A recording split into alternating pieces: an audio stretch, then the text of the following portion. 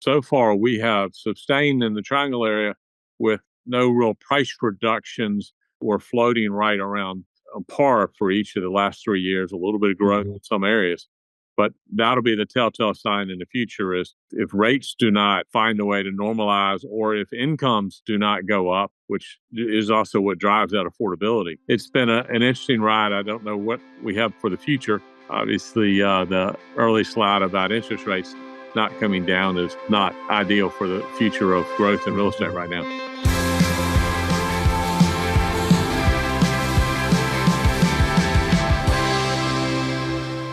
Hey everybody, it's Matt Fowler again. I am CEO of Doorify MLS here in Cary, North Carolina.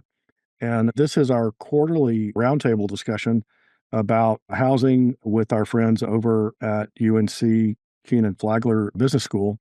Jacob, tell us who we have on the call today. I guess I'll start by introducing myself. I'm Jacob Sagi. I'm a professor of finance and real estate at the Kenan-Flagler Business School at UNC Chapel Hill. I'm also the faculty director of our curriculum at the real estate programs that we oversee here at the business school. And with us today, we have Jim Spaeth, Eric Maribojoc, and Roberto Quercia. I will let my colleagues introduce themselves. Well, I guess I'll go first since you mentioned me first. My name is Jim Spaeth. I'm a professor of the practice in real estate finance here at UNC Kenan-Flagler Business School. Hi, this is Eric Maribojoc. I'm also a professor of the practice of real estate finance and concurrently the head of the Housing Affordability Initiative at the Wood Center for Real Estate. Roberto Quercia, professor in city and regional planning. I do research and teach on the economics and financing of affordable housing. Hey, and I'm John Wood. I'm the chair of the Doorify MLS Board of Directors, and I'm also the broker-owner of RE/MAX United in the Triangle area. And I'm Matty Brown. I'm on the board as well with John. I'm the co-chair. I'm with Long and Foster and part of a large team called Triangle Specialist Team, but we're under Long and Foster. Thanks, everybody. And John and Eddie, I know you guys have been in the business for a long time. Both of us, all of us have a little gray on us, so I won't ask you for the date. But we've got some real experts on the call with us today. And Jacob and his team always produce the deck for us. So I'm driving today, but I'm going to let Jacob tell us what we see. And Eric, I think, had a big hand in producing the document as well. So you guys just chime in and tell me when you need the next slide, and we'll get started. Really exciting start of the year so far. I'll chime in with some Doorify statistics as we move along. We're closing in on $7 billion in sales. Should happen in the next few days, which is tracking, believe it or not, a little behind the already slow 2024. Take it away, Jacob. All right, very good. So if we can go to the next slide, it's my one and only slide. When someone says mortgages, I guess that's my cue. And after that, we'll let my colleagues take it away. So I just wanted to call some attention to what's happening in mortgage markets. I think we've all felt it in the last few months. Mortgage rates have, threw us a little bit of a teaser, coming down a little bit after January, but then popping back up. And you can probably correlate that with concerns over largely inflation coming from things like folks worried about prices, maybe the consequences of tariffs, maybe consequences of fiscal bloat in the budget in the future. And you can see some of this sort of panning out with the consensus forecasts as we're seeing it from various quantitative sources. If you were to ask market participants who bet on these sorts of things, what they are telling us, according to these bets, is that mortgage rates are going to stay relatively high and maybe tick up a little bit closer to just a little north of 7%. That's not necessarily great news for home buyers. At the same time, I do believe we've had recent news of more inventory coming into the market and perhaps more affordable construction of new homes. And so we are seeing people adjusting to this reality of a higher mortgage rates and some of the builders producing homes that are a little bit more affordable and also finding creative ways for home buyers to come in and buy those properties. And I think that's going to wrap it up for me. I'll hand it off to one of my colleagues for the next slide. I think I'm next. I'd like to just piggyback on Jacob's comments, and before I go into the demographic slides, I do think that this year will be a complicated or difficult year for housing. Probably that's an understatement. But and on the bright side, if you look at national trends and that interest rate curve that was shown, there are geographic differences. And the Saudi seems to be kind of the shining star in a lot of negative data. So the headwinds on that, obviously, stuff that Jacob mentioned, budget, tariffs. He also didn't mention immigration. That also expected to have an impact on labor cost and housing going forward. If you look at the statistics on new starts, I think it has gone down. And so, again, I see a lot of turmoil over the next few months and the rest of the year. The talk in Washington is that probably Fannie and Freddie will be privatized, or at least the attempt to, next year. So that would create another wave of uncertainty in the market as a transition from government conservatorship to the private sector. What's really fascinating with this report from the NRR and the demographic changes about the market, and the fact that given their age, we expect millennials to be kind of the one pulling the market with new home buying and forming families and all this stuff. And we don't see that. Much of the market seems to be driven by older people like all of us. In a way, it's not surprising. If you look at the age of home buyers in this slide, about half of them are, or close to half, over young boomers and older. So we're looking at 60 and older. And if you look at the next slide, at the age of sellers, it's also similar than most other activities at the high end of at the age distribution. Many of these are probably people that are retiring, moving either up or moving to other areas, using the equity in their homes. Younger people, especially millennials, are still loaded with student debt.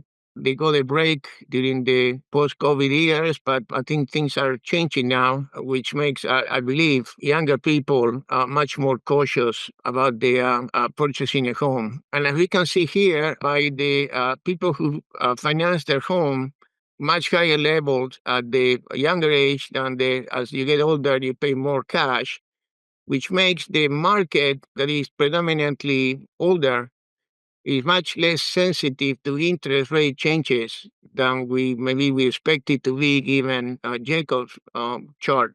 There is a trade-off to that. As we all know, in the past, as interest rates go up, sellers typically lower their asking price. I don't see that happening given the amount of cash buyers in the market. So we may see both a continuing increase in interest rates, as Jacob mentioned, but also even maybe slowing down, but not a negative. It will be positive growth in prices in houses, the way I see it. And the last slide of my deck is really a fascinating one to me. That is about the kind of the different generations and what marks their main characteristics. The one about Generation C, the youngest people, is that almost half of the buyers are single. We used to buy homes when we formed families or want to start having children. Or now it seems that a lot of younger people are doing that. Again, it's not a large part of the overall home buying market. But to me, it was a striking statistic. Younger millennials produce the most first-time home buyers, about 3/4 of them. That I think says something about although they may not be the dominant force in the market, they're still part of that market. All the millennials a quarter of them are non-white. So this is where we have more diversity of home buyers. And it suggests to me that maybe for people of color that may be saddled with more student debt or other issues, they may have to wait longer to purchase than the white counterpart. Generation X got my attention. I cannot explain this about the multi-generational housing. But there are 1 in 5 are likely to buy homes with extended family and others. Younger boomers, 16% do so for retirement when they trade, buy or sell. 51% of older boomers are paying cash. And it also surprised me to see that silent people in their old age are still buying homes, a third of those being veterans. So to me suggests something about where the market is going in terms of what the stock should look like going forward. And I'm wondering whether the developers are actually looking at these kind of statistics in terms of developing products. I think Jacob mentioned building smaller homes and cheaper homes, but there is a lot more complexity here. I think I was really surprised how insightful this report by your colleagues were nationally about the demographics driving the market. And I think this piggyback well into Jim's part of our local demographics and children. Jim? Yeah, sure. Thanks, Roberto. Yeah, so if you want to click through there, Matt, I've got two slides I'd just like to speak to briefly. Click one more. So I took a look at 7 local school districts. So 6 counties, but here in Orange County, we have not just Orange County schools, we also have the Chapel Hill, Carrboro city schools. So I used Doorify data for each of those school district boundaries. And what you can see on this slide is you can see and I looked only at single family residential homes. So this doesn't include towns. These are single family residential, no multifamily, no towns. This is just single family residential homes. You can see the median single family residential price as of April 2025. In the next column, you can see the median home price as of 2020. So this is over the last 5 years. So think of April 2020 as the start of COVID, right? We didn't have COVID pricing in that yet. And then April 2025 is the latest data you can see today. And if you just glance at those first 2 columns, you notice a couple things. One is housing prices have gone crazy over the last 5 years. That's not surprising to anybody probably listening to this podcast, right? And you can see even in the lowest cost counties, like let's take Alamance in that first row. In 2020, the median home price was 202. Today it's 334. Significant increase. Now look at just at the first column.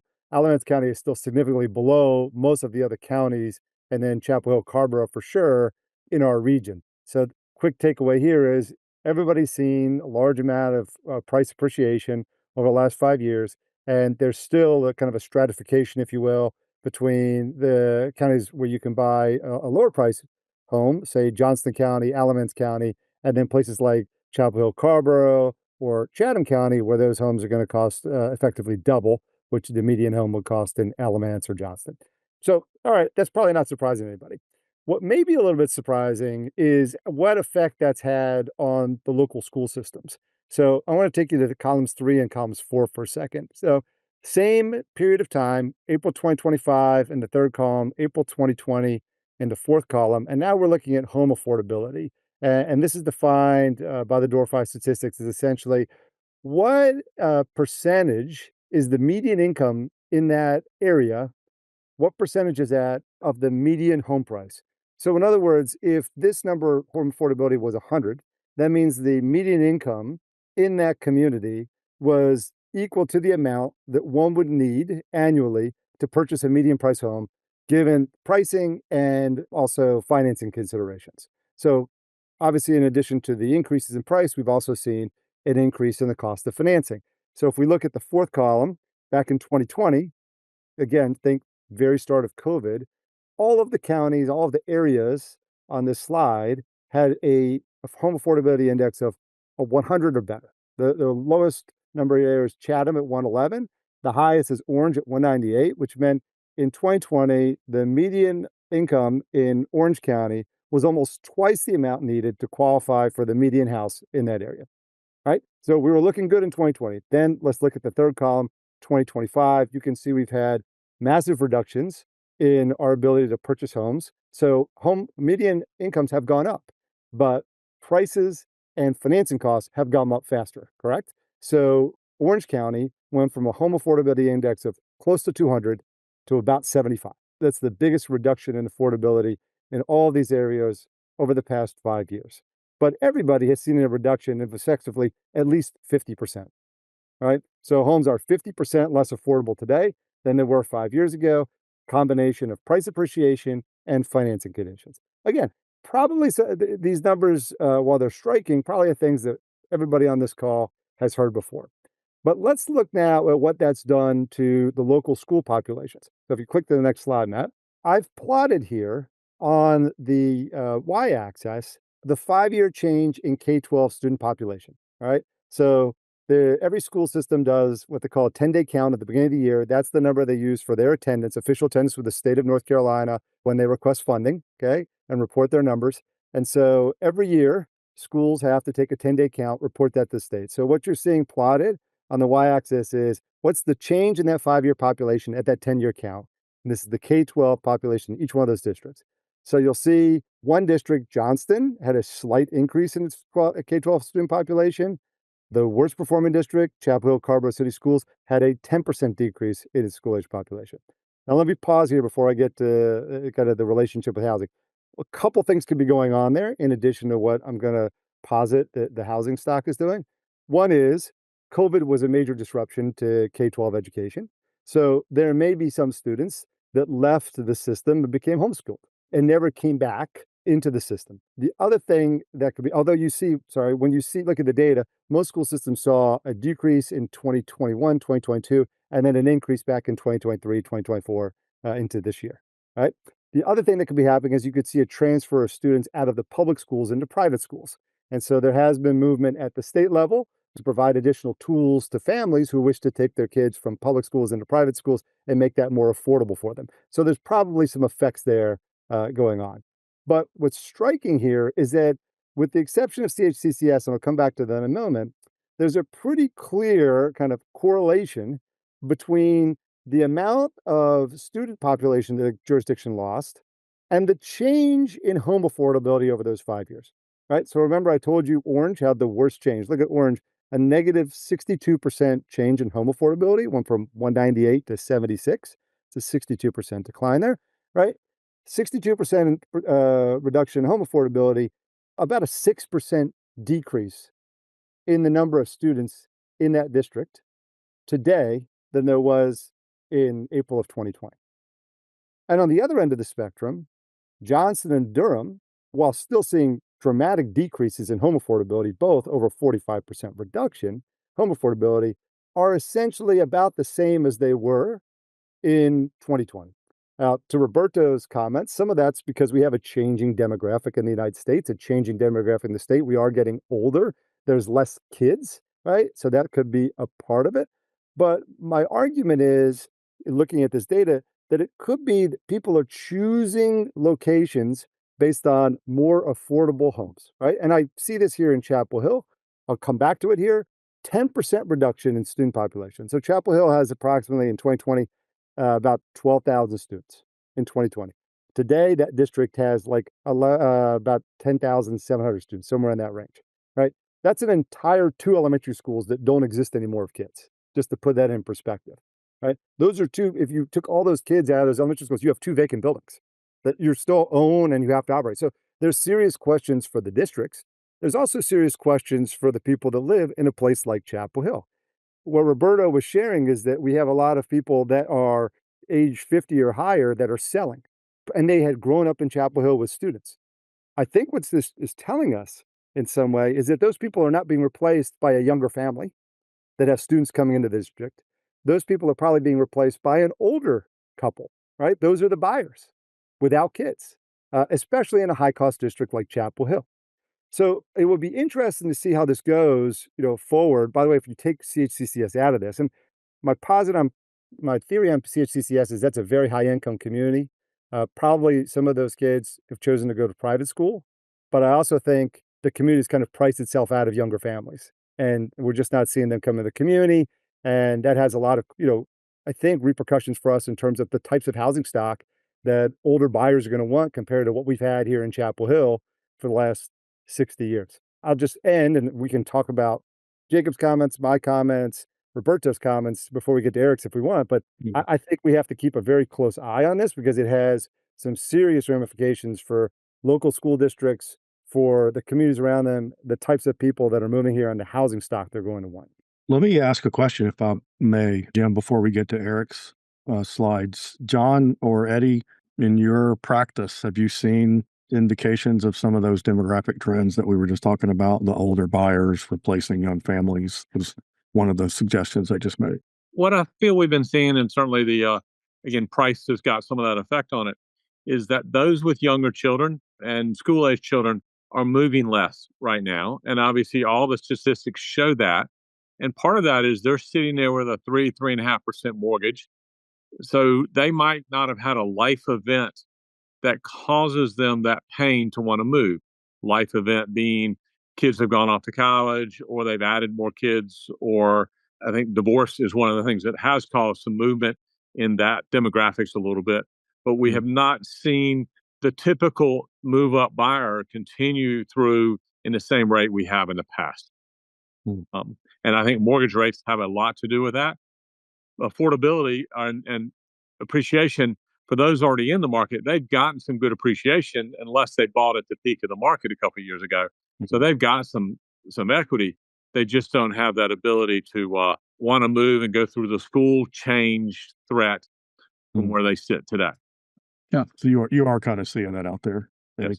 I'm also seeing that it seems like the younger millennials, that say 28 to 32 year range, I would say that their mindset is changing about how they want to live. A lot of them are getting away from wanting to be in that downtown urban area. They're wanting to get out where they've got a little bit more room to spread out and have a little bit more acreage and those type of things. So I'm seeing that. I live in southern Granville County, and we've got 6 new subdivisions going up within about 5 miles of where I live.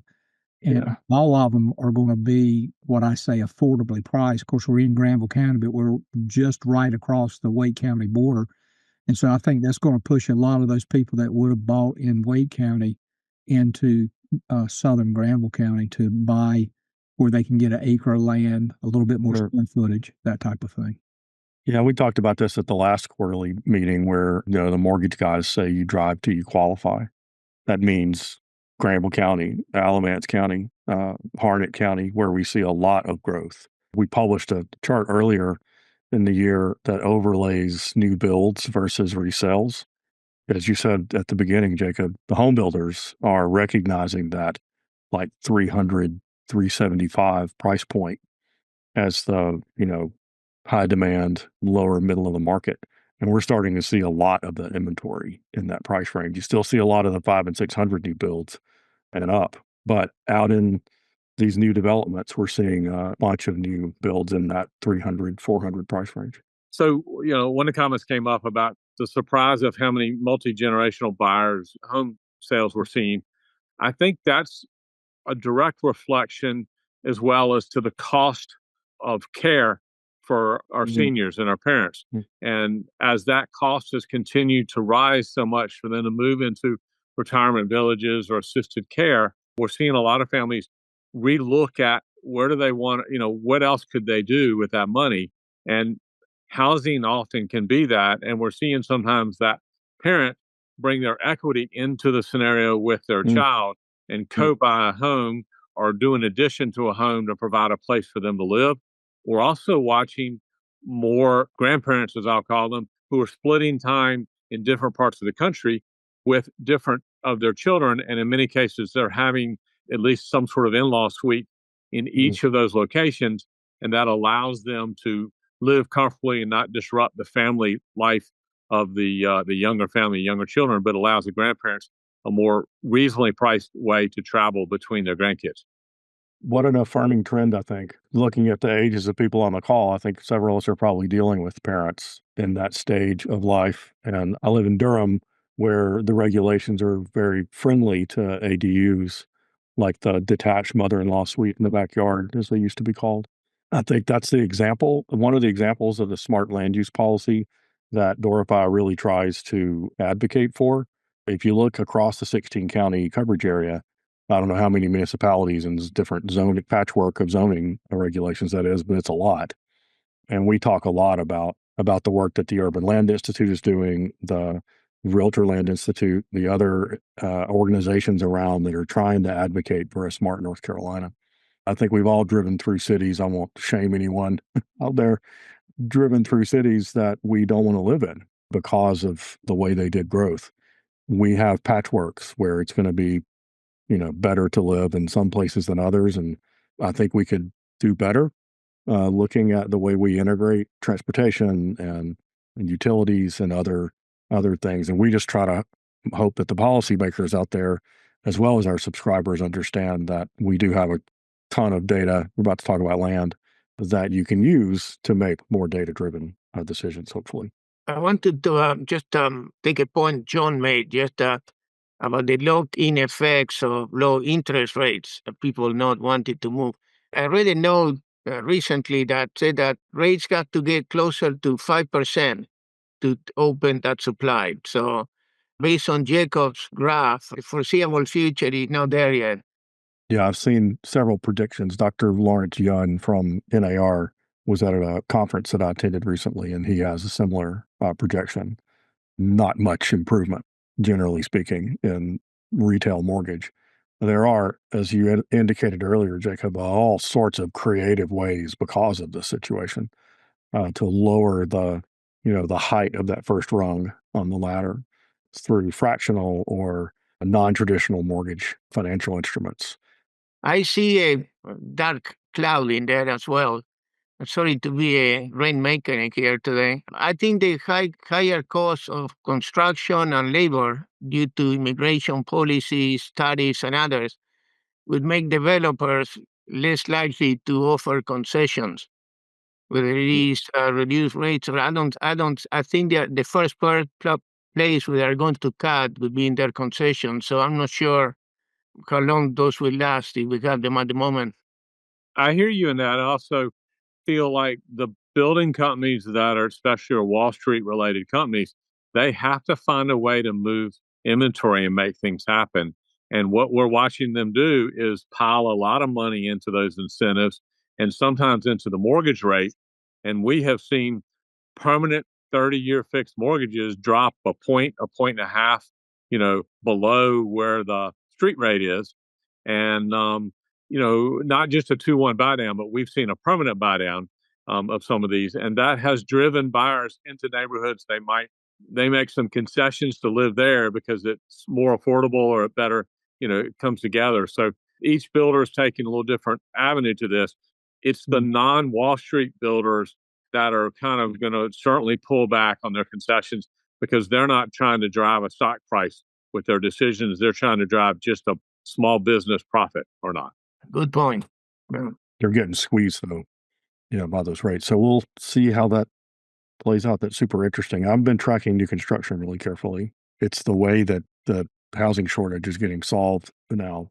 So, Eric, I think you had some slides about land. And before we dive into land, when we were looking at the deck before the call started, our visibility at the MLS is less clear into land because of a lot of big tracts, industrial and large home buyers or builders buy land that was never listed on the MLS. It's more of a commercial sort of thing.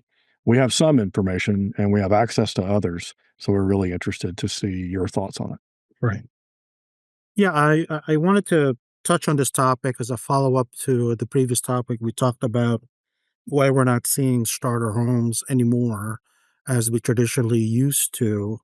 And stepping back further, part of that may be because of what's happening to residential land and lot development. And there were a couple of reports that came out late last year and in the first quarter of this year that I wanted to highlight that may help us think about, the land issue. And if you go to the next slide, I did start off by looking at Doorify data. It is true that land markets are difficult to find information on. A lot of the transactions are private transactions. A lot of the larger transactions do fall into the commercial real estate space. But I wanted to see whether the Doorify data historically at least provides a proxy for what's happening to land markets in our area, in the Triangle area. So I was curious. So I plotted all of the data for April, starting with April 2025 and going back to April 2010, of how many listings there were for residential land for sale, just to see if there was a trend line that we could use as a proxy. And when I charted it, there was a pretty clear trend that there's less land available for sale on the MLS. And for the last couple of years where house prices have really spiked in the last 5 years. It's standing at about 25% of the stock of the number of listings that there were in 2010, 2011, where we had more land available.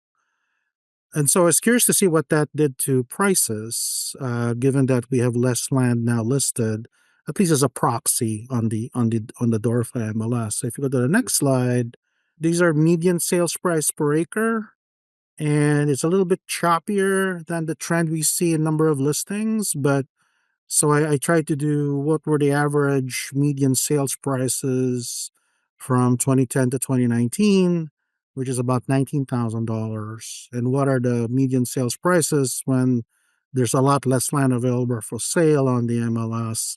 And it's about double. Transaction prices are now about 38,000, which is probably a good proxy for what's happening to the land market in general for residential. So I started with that observation and, got into some of the reports that I've been looking at for the last quarter about what's happening to residential land and how that's affecting the pricing for new construction. So if you go to the next slide, this is reports from the National Association of Home Builders. This came out last quarter. They survey about 4,000 of their members. In this case, they asked what was the average sales price they built to. This also gives us an idea of average lot size and what the average house size was. So you see there on the top right-hand corner, the average lot size is almost 21,000 square feet, which is a little less than half an acre. And the average house size is about 2,600 square feet, which is a fairly large house. And not surprising, that house is $665,000 on average. But they also tell us what their land cost is, which is that first number, which the average land cost to a home builder right now is $91,000, which is about 14% of the cost of the house. And this is a survey of 4,000 home builders. So if you go to the next slide, it's typically different than what we get from the Bureau of Statistics, which is a much larger survey, not just of home builders, but custom builders, self-builders, and so forth. So their house prices are a little bit lower than this NAHB survey, but the trend is the same. The trend is for higher house prices and therefore most likely much higher land prices over time. And if you go to the next slide, it then shows us the average size of a lot. The blue line is the Bureau of Statistics. And even they report that the average square footage of a lot, while not as high as the home builder survey, is about 15,000 square feet. It's about a third of an acre. And so there is always a correlation between the size of the lot that you're building on correlated with the cost of the house that's built on it. Primarily because the larger the lot, primarily the larger the size of the house that gets built on it. So there's that correlation, and maybe a reason why we're not seeing our traditional starter homes is because we just don't see enough of the smaller lots, and we'll kind of get into that later on. So if you go to the next slide, I tried to find a couple of sources of how to think about what are the trends in pricing and supply of finished residential lots that's kind of affecting how we build new construction and the price at which we build new construction. So there's a couple of studies that kind of give us an insight to that. It's very expensive to tap actual land data. So fortunately, there are some publicly available indices. So first index that I like to use is produced by a company called Zonda. They not only survey land developers, but they use satellite imagery to confirm the status of residential lot development. They have an index that basically says, is the United States producing enough lots, finished lots, so that we can build enough houses and make our housing markets in an equilibrium? By definition, an equilibrium is there's enough houses for demand, and therefore affordability is manageable. 100 is perfect equilibrium. 85 is still okay. 75 to 85, you're slightly below equilibrium. You have a shortage of lots, but a slight shortage. Below 75, you're severely undersupplied. And the lower you are from 75, the more severe the undersupply. So this is a national chart. It shows you that we became, as a country, we became severely undersupplied starting in about 2017. We started slipping below 75. And then that really accelerated right before COVID and during COVID into 2022, where we slipped into the 30s. That's since recovered, and we're now hovering around 60. So as a country, we are still severely undersupplied for finished residential lots, and that's keeping some constraint on supply, but also some pricing pressure on what a new house costs. Fortunately, if you go to the next slide, Zonda also does this by metro area. And there's some metro areas that are actually doing well. They are balanced. Austin, Atlanta, and Dallas were balanced. These are all end of 2024 numbers. San Antonio, another Texas market, is a little bit undersupplied, but most of the country is severely undersupplied. And if you look at Charlotte and Raleigh, Charlotte is at 60 and Raleigh is about 48.5. So by Zonda's definitions, our area is severely undersupplied with lots to a point where we cannot get to a balanced market. And we need more lot supply. We need more new construction in order to get us there. So that's one way that we can use to this index comes out quarterly. So that's one way we can use to think about where we are in terms of, do we have enough land ready to build houses and impact our affordability issue. Well, Eric, does that work the same way as the affordability index? So 48 means there's half as many lots as we need? I think the algorithm is different. I don't have the actual algorithm other than the explanation that I overlaid here in this slide. But I was trying to get their definition of equilibrium, which is interesting, right? And I don't think it's quite the same as just income and the median house price. So I unfortunately don't have that exact. Sure. I'm sure it's a different formula, but expressed as an index. Yeah, it's basically the same concept that 100 means that your housing market is at equilibrium where affordability is manageable. Affordability is not out of whack. But it's the same concept, you're correct, with the affordability. Yeah, so but either way, we're very low in terms of lot supply, which has got to have a significant impact on That's right. So if you go to the next slide, I tried to look for another way to look at trends, and this is from the Bureau of Labor Statistics, basically saying how many man hours are allocated to this particular, in this case, this is residential building construction. And it's a proxy for production. So you can see these are people building houses. So we had a big drop, of course, where during the Great Recession, and now there's more people working in the residential construction. And yes, we are almost back to the numbers where we were in residential home building. But if you go to the next slide, which is lot subdivision, you can see that the number of hours that the BLS tracks for people working in the land subdivision business, land acquisition, land entitlement, and the preparation of subdivisions for construction has not recovered. Jim and I were actually talking about this yesterday. We used to have a lot more of our graduates going to the home building industry, and we no longer see that. And I was thinking to myself, this might be indicative of why that is. There just hasn't been a recovery of manpower dedicated to this particular economic endeavor.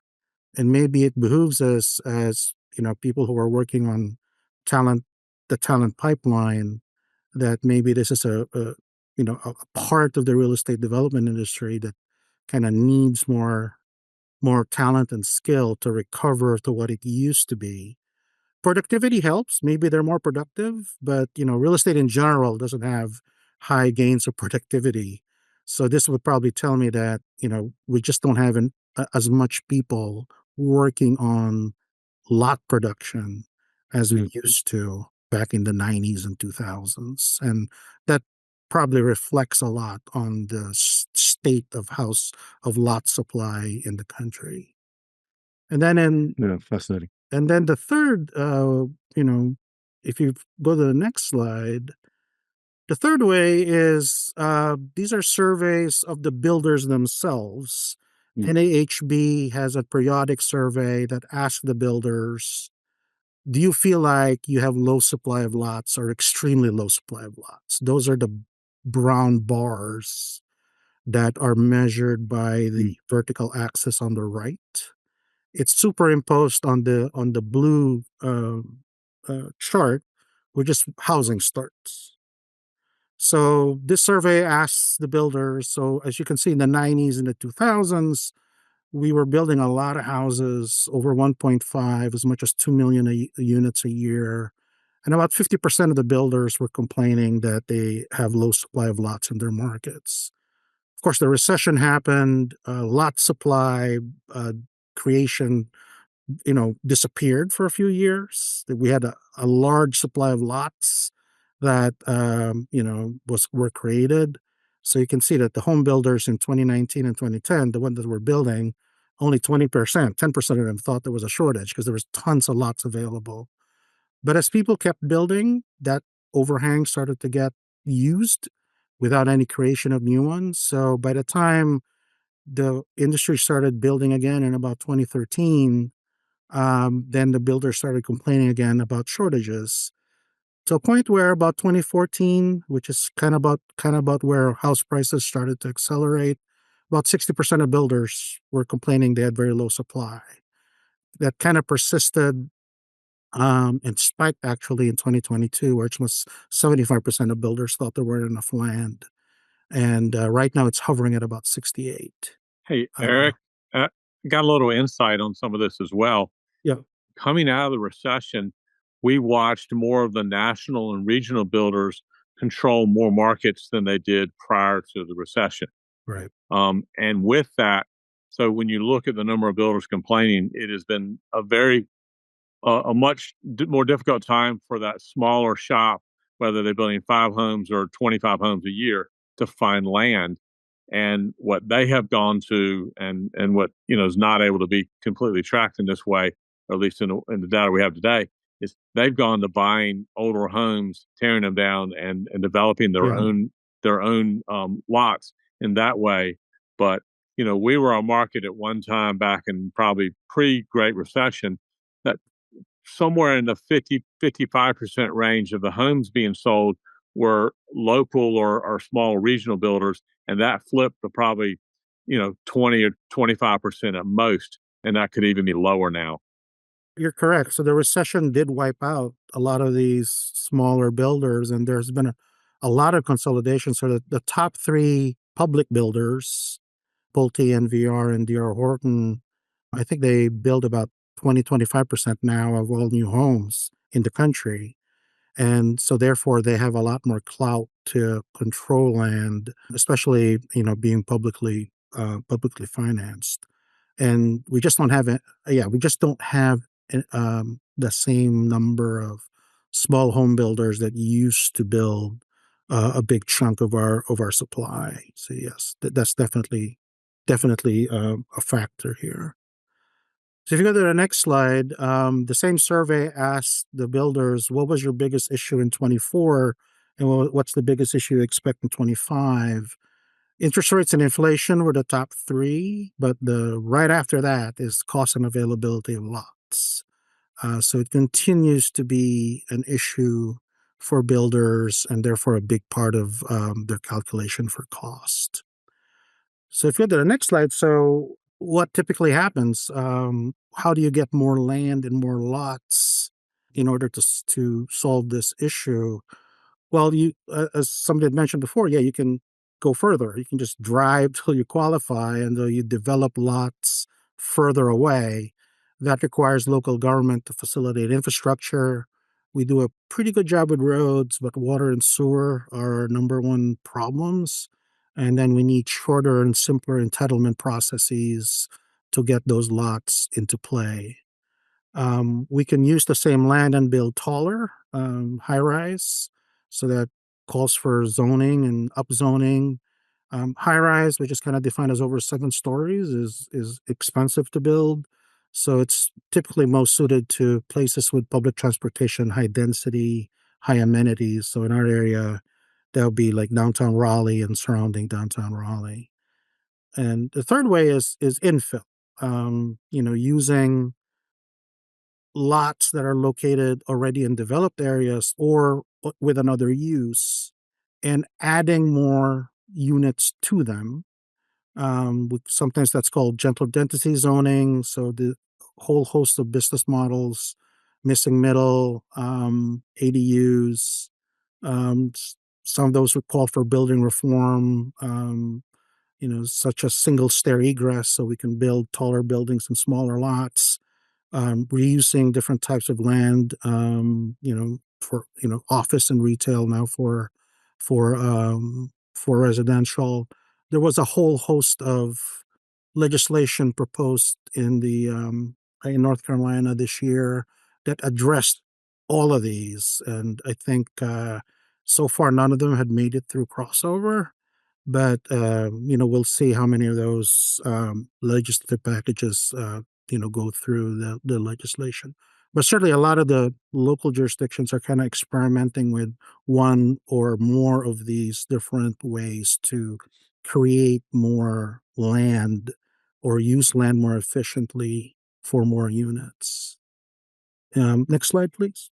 The one approach that we can also do, whether we're building further away or building infill, is addressing minimum lot sizes. So that is one way to take land, the same piece of land, and if you reduce the minimum lot size under zoning that you allow on that land, you can create more lots. And with smaller lots, you can also create smaller houses, which by definition would be cheaper than a large house. If your lot is, as we saw in the survey, half an acre, with a 2,600 square foot house on it, that will not be affordable to a big part of the market. And that's what we've been overbuilding in many markets, is large lot subdivisions. We have a lot of them now, and we have a little bit of an overhang actually with new housing supply, because not the amount of people that can afford that is getting smaller and smaller, just like we overbuild luxury apartments. We have the same issue now with large new construction.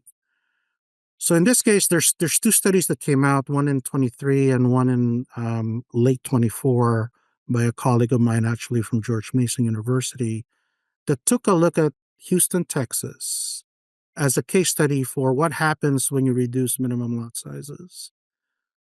Houston is interesting because they did it a long time ago. Houston used to have a minimum lot size of 5,000 square feet. In 1998, they reduced that close to the inner core to 1,400 square feet.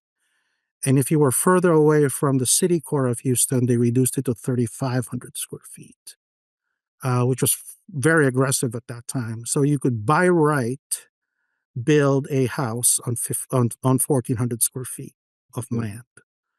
And what that did to Houston is it exploded the number of houses actually that was produced within the city limits.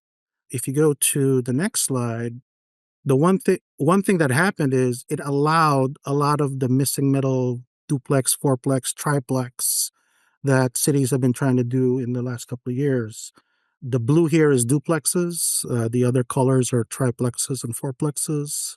So as you can see, in 1998, after a few years, the number of these types of properties, went up pretty rapidly.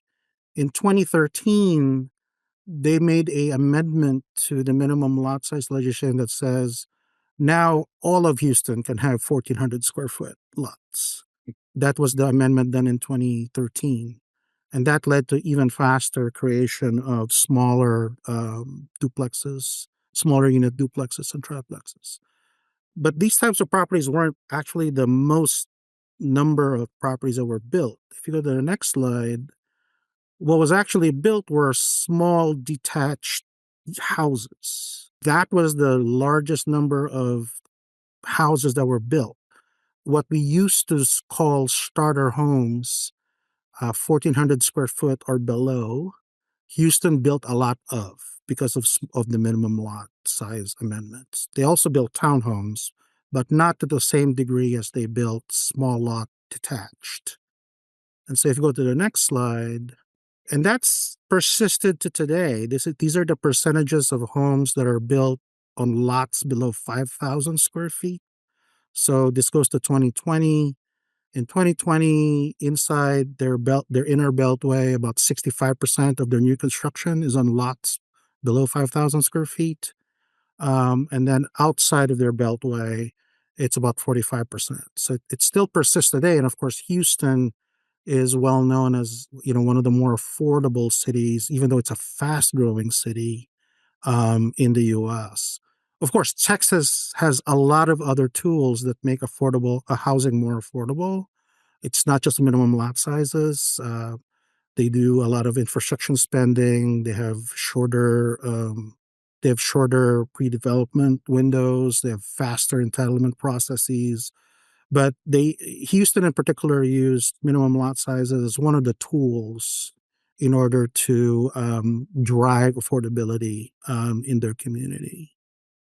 So if you go to the next slide, this is just showing you how many units that they produce. So it's certainly a tool that they used to keep high levels of production in Houston at more affordable levels. Sorry, this is total units, right, Eric? Yeah, these are total units per year that they built. Yeah. So on the next slide, just wanted to end with coming back to us. How do we then look at our land? This is a report that came out late last year from a group called the National Zoning Atlas Project. If you go to their website, they're a very interesting group. They look at a metro area, read the zoning laws of all the jurisdictions in that area, and then try to standardize all of the zoning laws and come up with a snapshot of how we use our land. So they came up with Metro Raleigh, 30 jurisdictions in Metro Raleigh, and Metro Durham, 12 jurisdictions.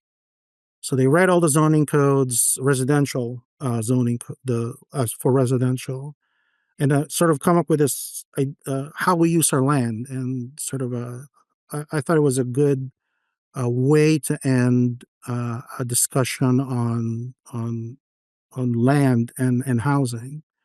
So if you go to the lower left, the blue bars, that is how easy we make it to build plexes. The first bar is single family. The other bars are duplex, triplex, and fourplex. Raleigh has some land zoned by right. Durham has a lot more land zoned by right for duplexes. But when it comes to triplexes and fourplexes, it's all conditional on public hearing. Interesting to me is the green circle on the right of each chart. That is minimum lot sizes. So in Raleigh, for example, we only have 4% of the land in Metro Raleigh that has a minimum lot size of 11,000 square feet. The biggest one, the dark green, is 2 acres or more. In Durham, we even have less land zoned for less than 11,000 square feet. And a lot of the land is zoned half an acre or more. And finally, the orange circle is how much of the land allows for an accessory dwelling unit. Both of them have done a pretty good job compared to the rest of the country. Durham area, most of the land has some sort of ADU ordinance. Raleigh, a big part of the land. So if people are interested, you can go on their website. They have it for multiple metro areas. And it's a good way to think about what kind of policy recommendations or policy can we change in order to come up with better land use and affect, home prices.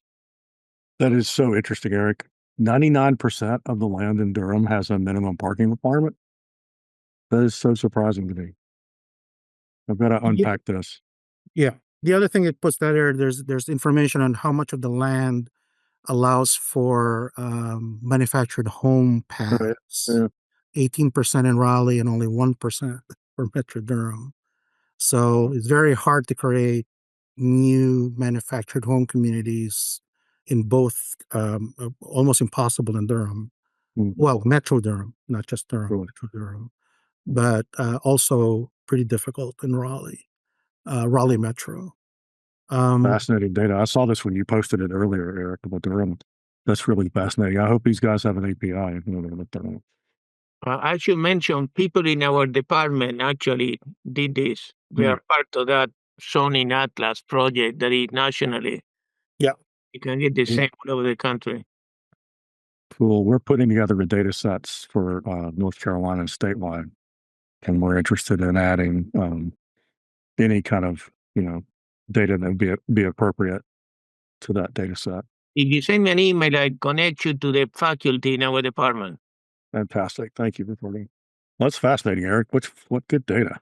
And this is clearly some huge headwinds to new builds. So one of the especially challenges multifamily. that we're also running into in the Triangle is that the towns and the municipalities have been willing to spend money on infrastructure. As you mentioned in Houston, they maybe are more aggressive about that. But we have, we talk about lot sizes evident on these snapshots, is that so much of Wake County that is undeveloped is outside of any water and sewer. And so the developer has to make the decision of whether is it worth the money to pull that in and at what cost versus just on those larger lots. And we have an interesting scenario going on in Harnett County now, which has a countywide water system, which seemed like the answer to Wake County's problems, except for so many of the lines running up and down the roads are too small to accommodate a lot of houses.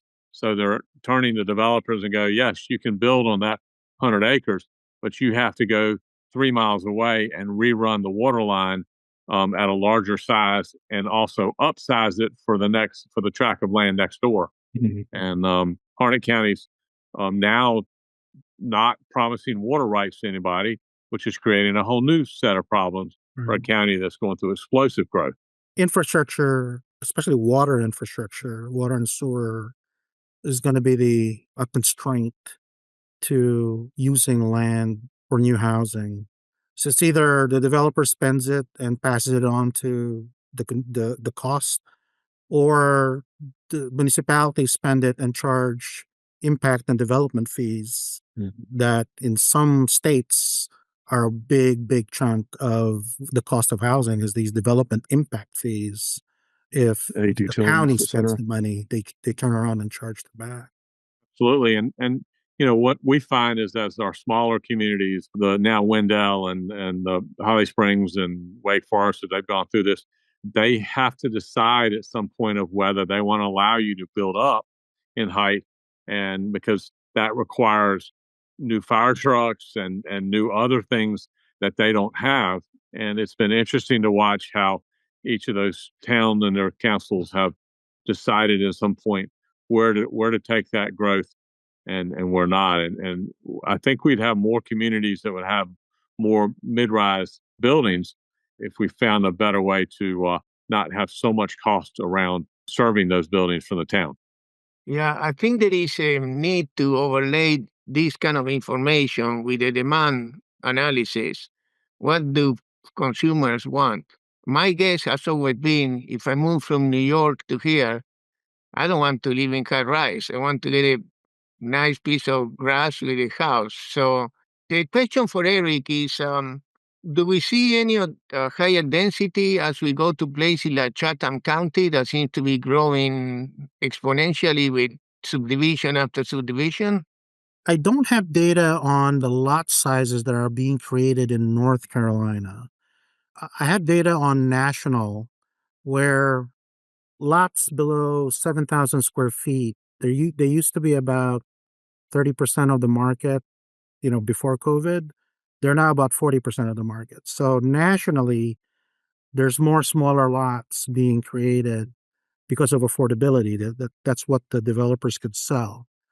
I've been trying to track down data for North Carolina. What kind of lots are being created in North Carolina? And that's still a work in progress, or to get that data and break that down by county. What size lots are being created in Chatham? What size lots are being created in Wake or Holly Springs? And that'll tell you how expensive the new houses will be, because if they're building 10,000, 11,000 square foot lots, those are going to be houses that are going to be, $400,000 or $500,000, $600,000. It's just to see if there are any builders at all in North Carolina that are thinking the same way as Houston builders are. As low as 2,000, 3,000, 1,500 square foot lots. I know of one. When I went to Charlotte, I visited a builder in Mooresville that was doing exactly that. He was building 1,200 square foot homes at price points of about $250,000.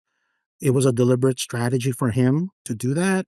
He needed a waiver from the town for the zoning. He needed a waiver from the town for minimum lot width. So he didn't do it by right, unfortunately. And he was only building about 20 homes. So it'd be interesting to see how many builders are actually doing this as a strategy now that we have an oversupply of homes that are large sitting in the market now, unsold. We've got some of that data, Eric. I'll do some digging and send this group an email when we have the results. Yeah, that would be great. That was a lot of information. I think, what was it, Ricardo calling us the rainmakers? It's raining. We have some challenging statistics in front of us regarding housing affordability that has not gotten better as we've been having these quarterly meetings over the last year and a half or so. I think we haven't noted an astounding fact is that in the North Carolina data that we have, that goes back to the early 90s, as that chart you had originally showed from 5 years ago, all of those areas were above 100, meaning based on the definition that those areas were affordable. Throughout history, they've never been below 100 until 2022. We didn't see a negative, if you would, affordability index until that recently. So most people, that have grown up in houses and bought houses and have never experienced a housing market where it was that broadly unaffordable. And I think the impact of that is still really yet to be seen. I know my realtor friends feel it because volume is so down. Volume's actually tracking lower than last year, which was a historically low year. I know there are pockets of production across the network, and we're not dramatically down. We're a few percentage points down, but we are tracking a bit behind last year and way behind 2023. Matt, and part of that was the perfect storm of coming off the appreciation that we had of so many homes and the values jumping at rates that we had never seen year over year. And then all of a sudden, when those interest rates jumped up, and they didn't just inch up, obviously we all watched them jump up, and that took affordability overnight. And so far we have sustained in the Triangle area with no real price reductions year over year. We're floating right around par for each of the last 3 years, a little bit of growth in some areas. But that'll be the telltale sign in the future is if rates do not find a way to normalize, or if incomes do not go up, which is also what drives that affordability. It's been an interesting ride. I don't know what we have for the future. Obviously, the early slide about interest rates not coming down is not ideal for the future of growth in real estate right now. Yeah, we have inbound migration going for us and scarce availability, even though inventory is up almost 50% over last year. Matt, Prices haven't. What was that, Ricardo? Back to your comment from a few minutes ago about the historic kind of availability of affordable housing, in the area up until the last 5 years. Don't you think that we're still kind of living in a bit of denial that hey, we have a lot of you fly into RDU. Everybody always says it's so green around here. There's so much land around here. But Eric's statistics are showing us when you're behind San Francisco in lot availability, it's Mhm. not a good thing, right? And so, Right.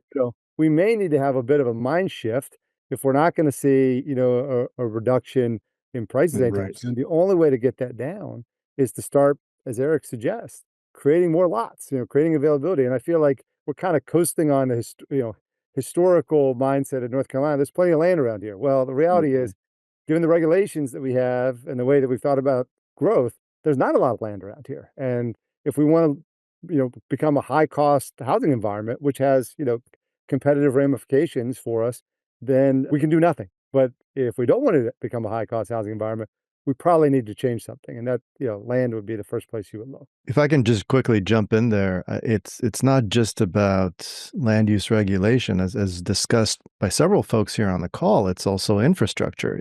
Yes, there's a lot of green space out there, but there's no sewage, utilities, and you have to build that. That means that there's got to be a partnership here between the municipalities as well as as the folks who are bringing in the capital. Yeah, for sure. I think that's why I brought up Urban Land Institute earlier in the call. I think that there's going to be intense activity in building these lots over the next 5 years, and we can do it badly in a way that's not coordinated and is under thought. So that's really why we even started our relationship with Kenan-Flagler at Doorify. We're a list of houses for sale in the minds of most people. But we also live here and make our all of us, all 14,000 realtor members of the Doorify system, make their lives and send their kids to college and everywhere else based on this industry. And we want to invest back in it. We want to share all the data we have that we can get from you guys, and we share data back and forth a lot. We have a great intern that's working on the MLS data to find insights that we can share in podcasts like this one, to hopefully talk to the developers out there who are listening about what segments do have the most demand. We have live demand data now inside our own data lake. That is a summary or a collection of all of the different metrics that we can find across the internet related to demand. We have how many times somebody's looked at that house on Zillow and other leading platforms like Realtor.com. But we also have how many appointments have been scheduled and how many times the lot box was actually opened. Really critical consumer preference data that lives really nowhere else but inside the MLS, so that we can share that with our partners in academia, and we can maybe start to learn the direction of the market and share those insights back with our subscribers, with everybody in the community that needs that information to make better housing decisions. We can influence that just a little bit. I think we will have done something great. Well, thanks for your time together, everybody, today. That was, again, a bunch of information, and we'll have a podcast about this coming out soon. It takes them a few days to get that together, but we'll get it released quickly. Jacob, thanks for bringing everybody to the call. And Jim, I think you and I originally set this up back in the day. Thanks for coming out, Ricardo and Eric. John and Eddie, thanks for all the insight. I really appreciate all the time you spend on the board and your time with us today. Our pleasure. Yes. Have a great weekend. Thanks, everybody. Thank you. Thank you, everybody.